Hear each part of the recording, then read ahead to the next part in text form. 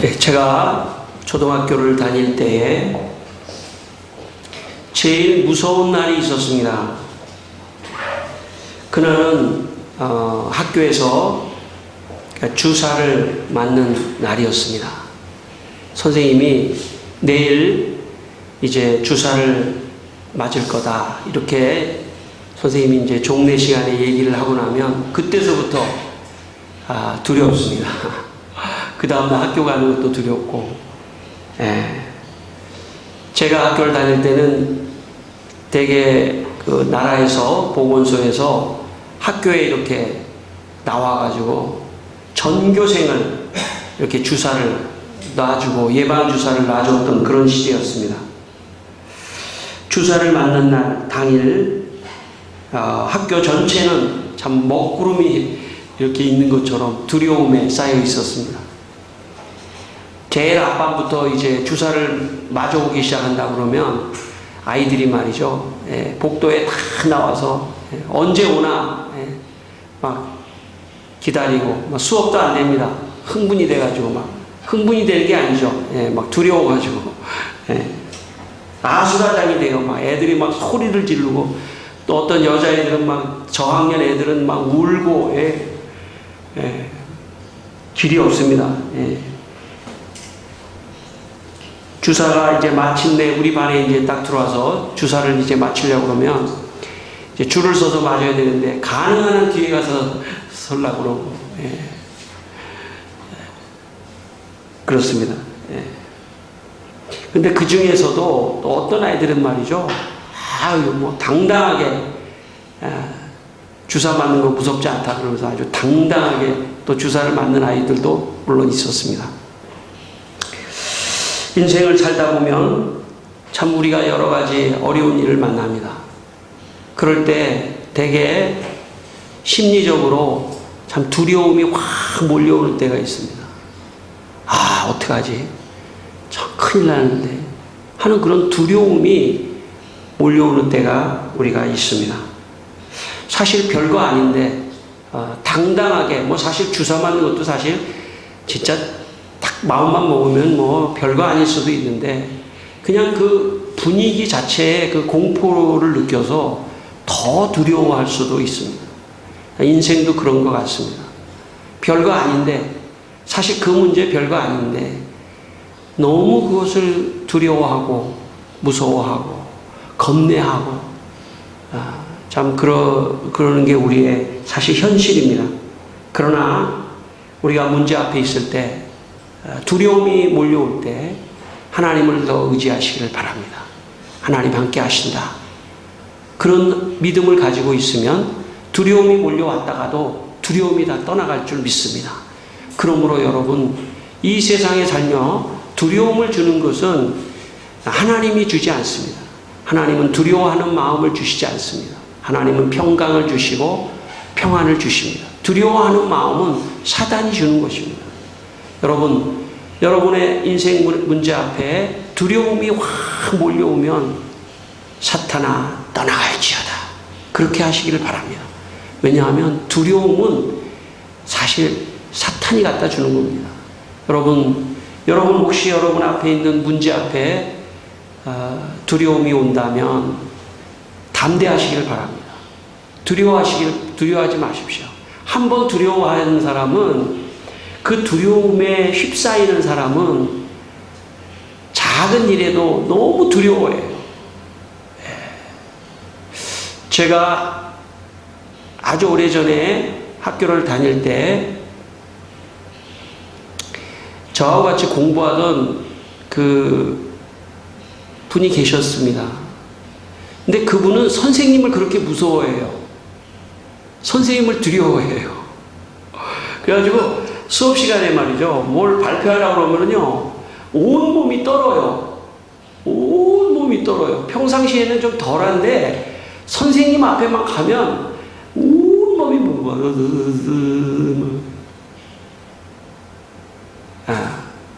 그 사람은 분명히 어떤 계기에 어떤 그런 선생님에 대한 어떤 무서움, 두려움, 아마 그런 게 그 사람의 심리적으로 이렇게 내재되어 있었겠죠. 그래서 다른 데는 아니지만 그 문제 앞에 두려워 떠는 거예요.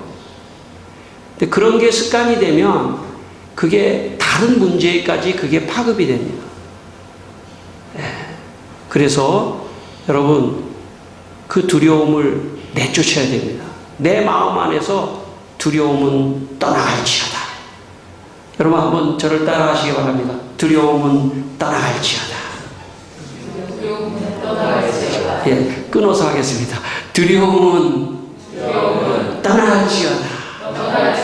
아멘. 그렇습니다. 여러분 앞에 두려움이 오면 두려움은 떠나갈지어다. 두려움이 두려움을 낳기 때문에 그렇습니다. 괜히 두렵지 않을 문제도 괜히 두려운 거예요. 여러분 내 안에 두려움이 오면 두려움은 떠나갈지어다. 예수 이름으로 명하노니 두려움은 떠나갈지어다. 그렇게 외치시기를 바랍니다. 그리고 담대하라. 이사야 41장 10절에 두려워하지 말라.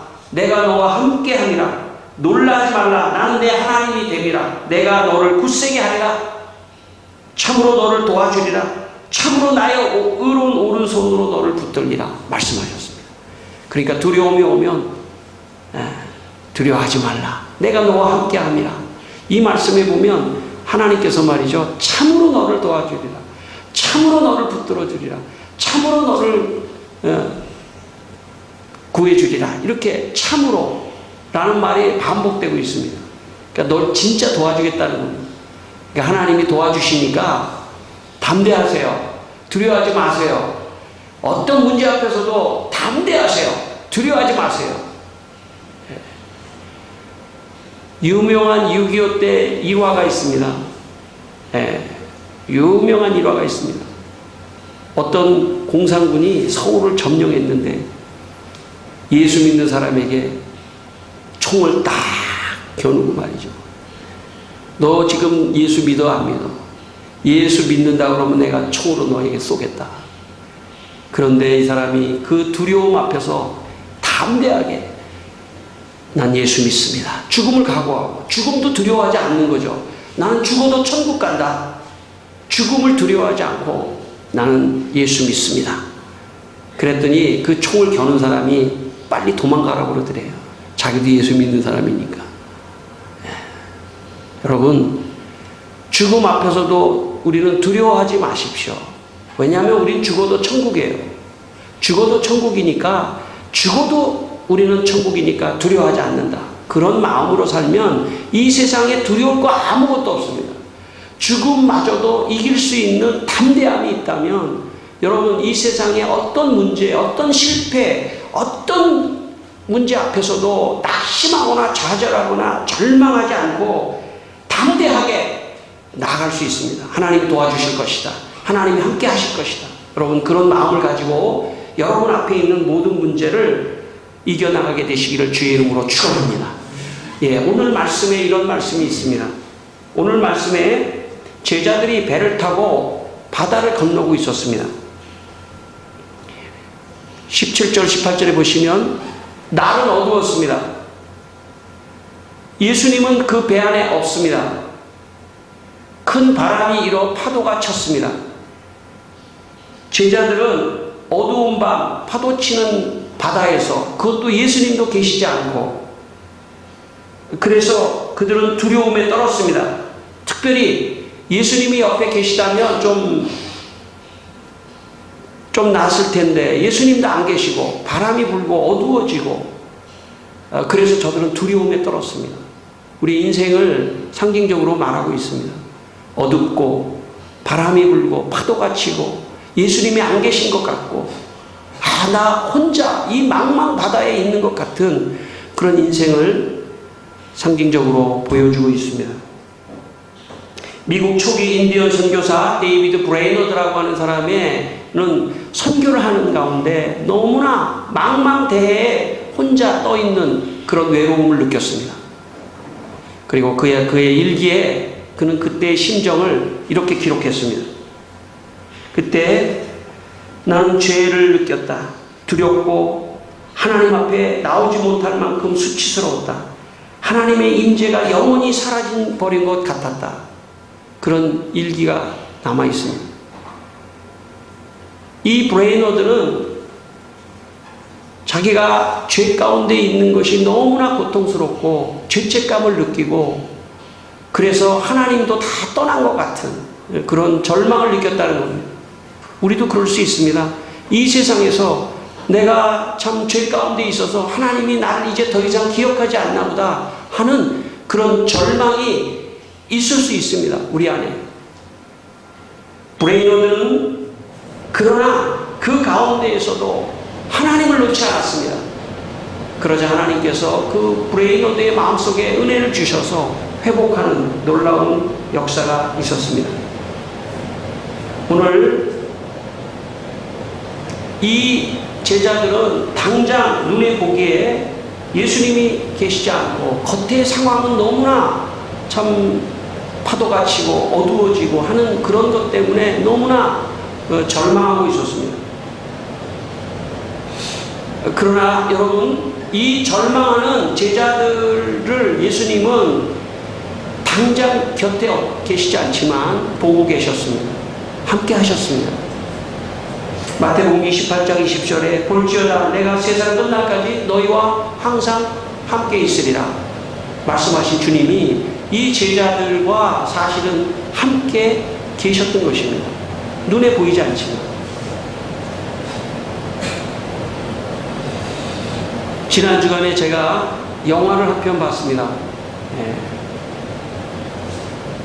2차 세계대전을 배경으로 하는 그런 영화였는데 큰 대형 스크린에서 제가 극장에 가니까 이제 눈이 안 좋아서 그런지 뒤에 가면 보는 것 같지도 않더라고요. 거의 맨 앞에서.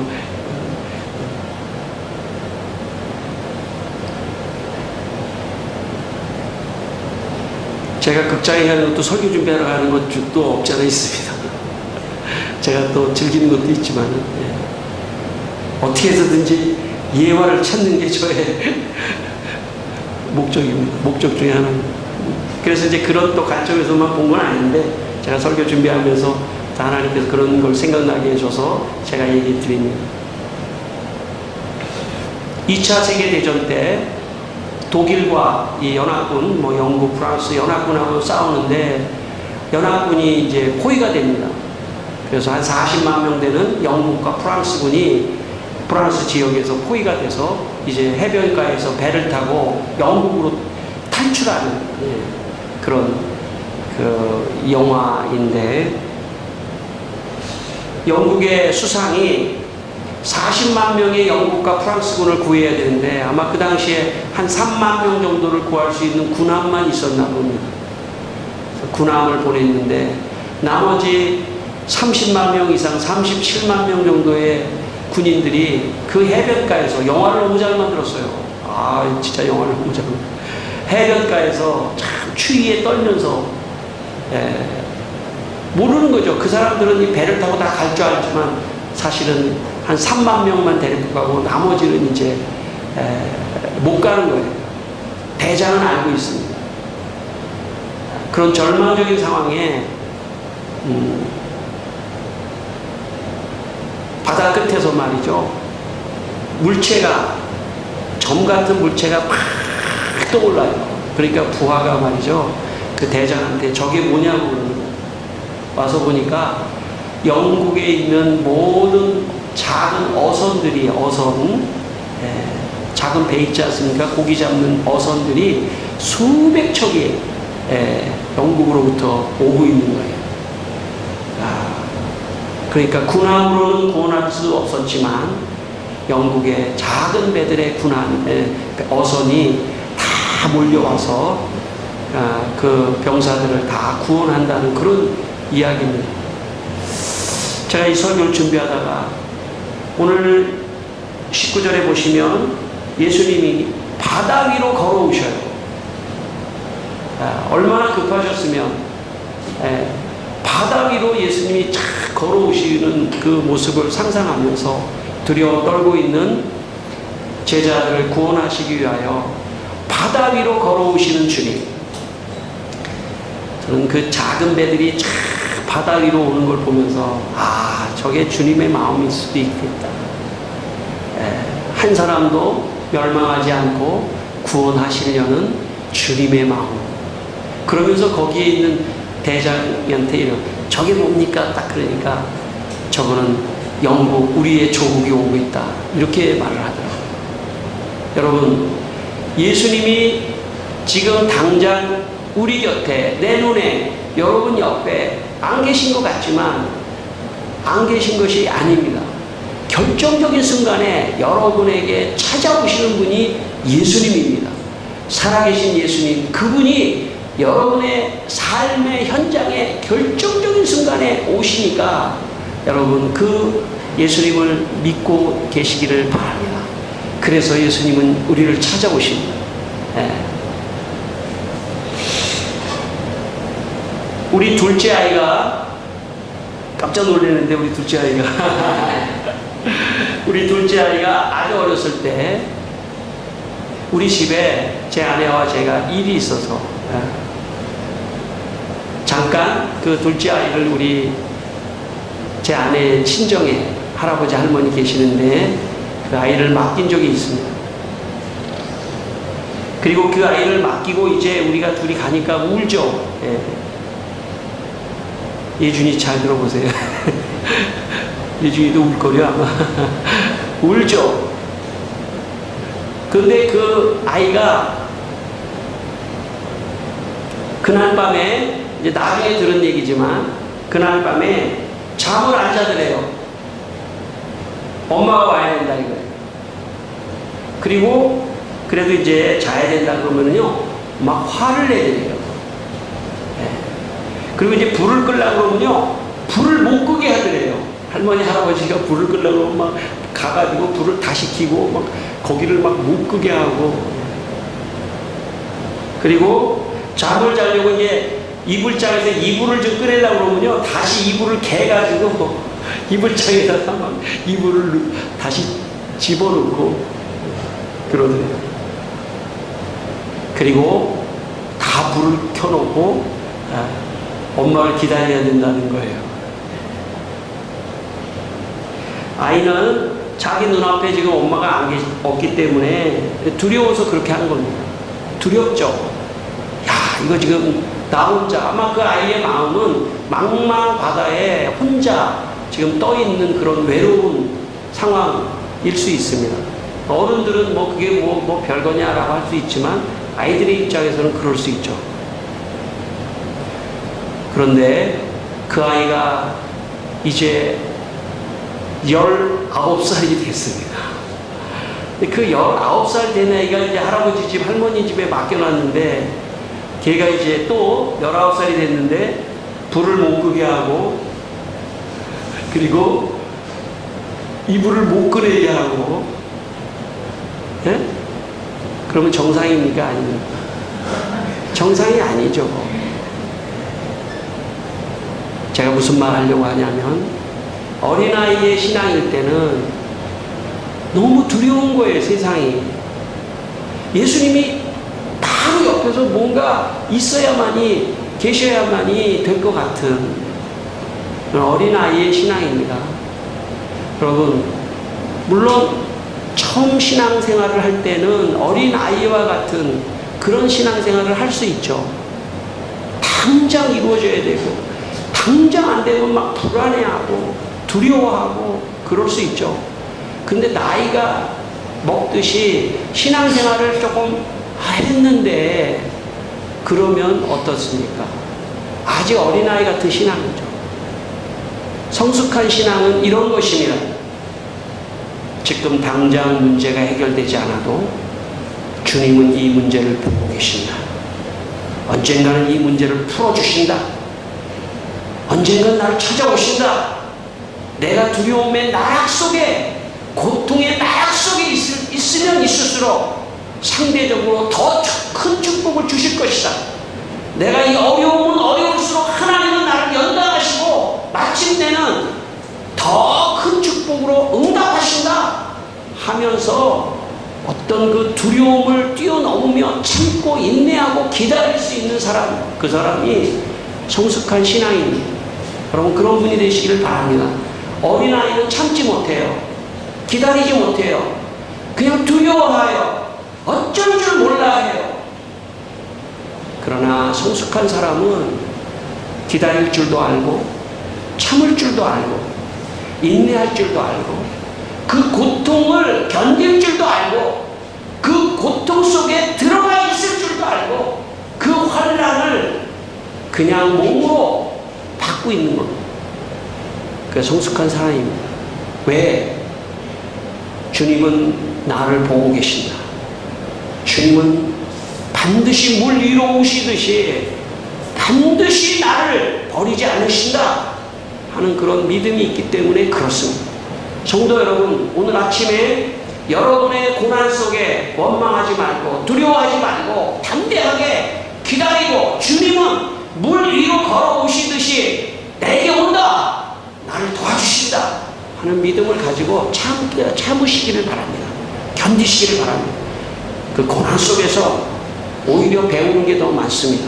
그 고난과 환난 속에서 우리를 연단하시는 것입니다.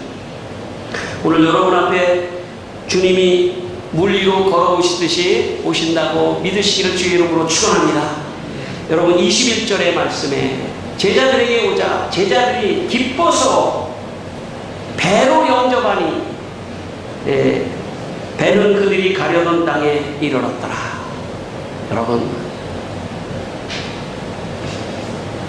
여러분의 인생의 배에 예수님을 꼭 태우시기를 바랍니다. 여러분의 인생의 배에 예수님과 함께 가셔야 돼요.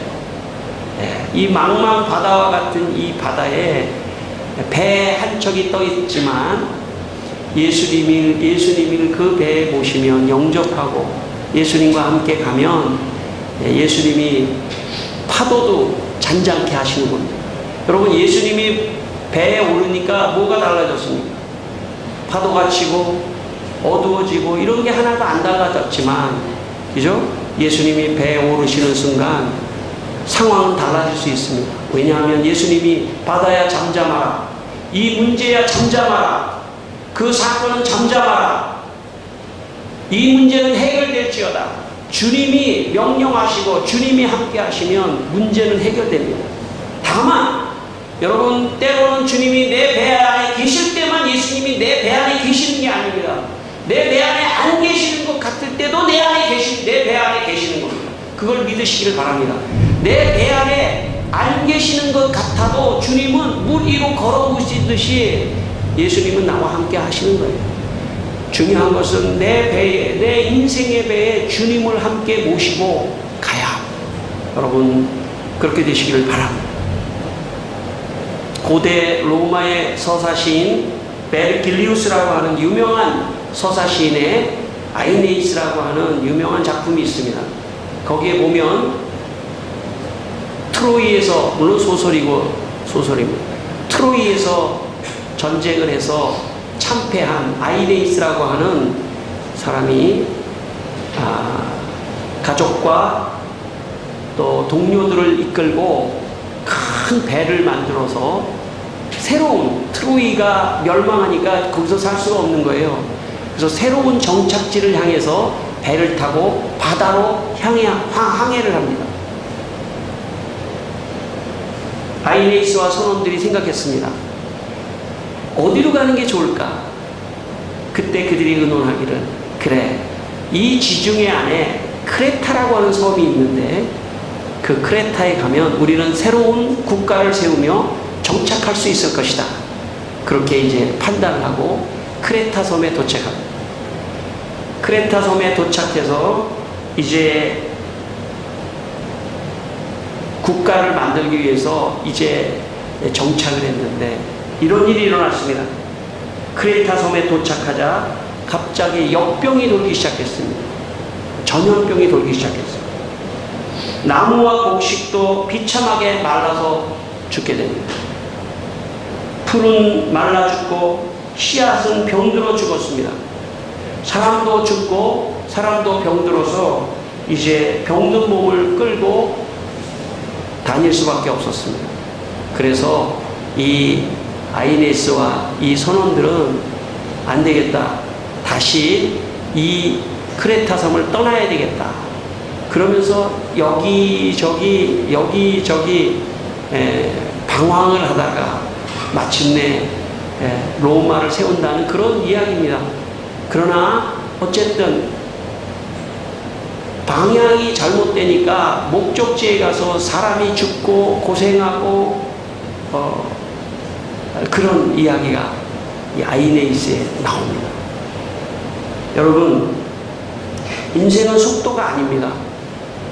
인생은 방향을 잘 잡아야 됩니다. 방향을 잘못 잡으면 허비하는 게 너무 많고 실수하는 게 너무 많고 손실이 너무 많습니다. 인생은 방향을 잘 잡아야 돼요. 방향이 틀려지면 많은 것을 잃어버리고 손해를 보고 허비하는 것입니다. 오늘 아이네이스의 일행은 방향을 잘못 잡았어요. 방향을 잘못 잡으니까 배가 방향을 잘못 잡아서 가서 있었던 그곳에서 너무나 큰 손실을 보았습니다. 인생도요, 참 하나님께서 은혜를 주셔서 예수님 믿어야 됩니다. 예수님을 여러분의 인생의 배에 모시내야만이 여러분의 배가 방향을 잃지 않아요. 여러분, 지금 성도 여러분, 우리는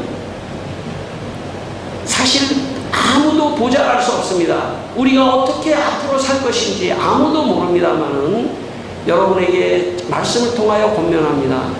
예수 그리스도를 여러분의 인생의 배에서 내리게 하지 마십시오. 예수님과 함께 여러분의 인생의 배를 끝까지 가십시오. 그러면 망망 바다에서도 어디로 가야 하는 목적지를 예수님과 함께 바르게 갈 수 있습니다. 오늘 17절에 보면 제자들이 가버나움으로 가려고 했습니다. 가버나움, 바다를 건너. 그들의 목적지가 있었죠. 가버나움. 그런데 갑자기 풍랑이 일으니까 도대체 어디가 어딘지 몰랐던 것입니다. 바람이 불고 풍랑이니까 도대체 어디로 가야 하는지 몰랐습니다. 근데 오늘 21절 말씀에 예수님을 그 배에 모시니까 그들이 가려던 땅에 이르렀다. 다시 말하면 예수님과 함께 가니까 그들이 가려던 땅으로 정확하게 목적지에 도착할 수 있었다는 겁니다. 성도 여러분, 여러분이 뭘 하고 사는 것이 하나님이 원하시는 걸까요? 어떻게 하는 것이 정말 이 세상에서 좋은 일일까요? 나한테 맞는 일일까요? 저는 우리 성도들을 위해서 한 사람 한 사람 기도할 때마다 이런 느낌이 옵니다. 아, 저분이 꼭 맞는 일을 했으면 좋겠다. 그 일을 기뻐하면서 하면 좋겠다. 아, 그 일에 참 저분이 보람을 느꼈으면 좋겠다. 그렇게 기도합니다. 여러분 각자를 놓고 기도할 때.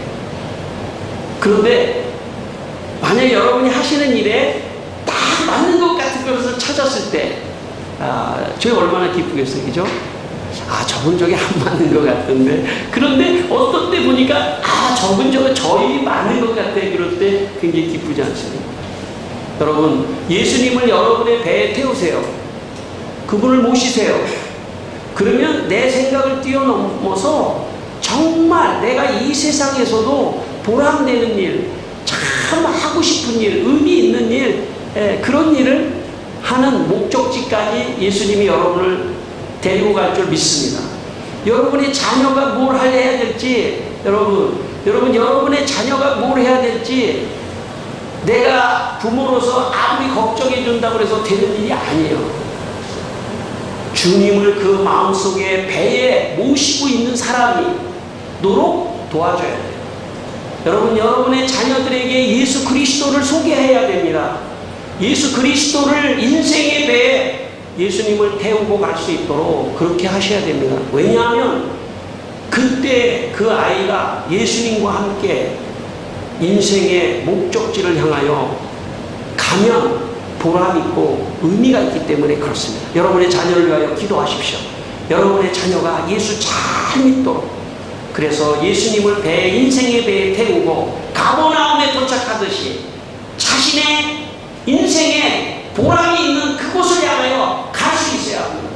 자녀에게 강요하면 안 된다고 저는 생각합니다. 자녀의 인생을 부모가 강요하면 안 돼요.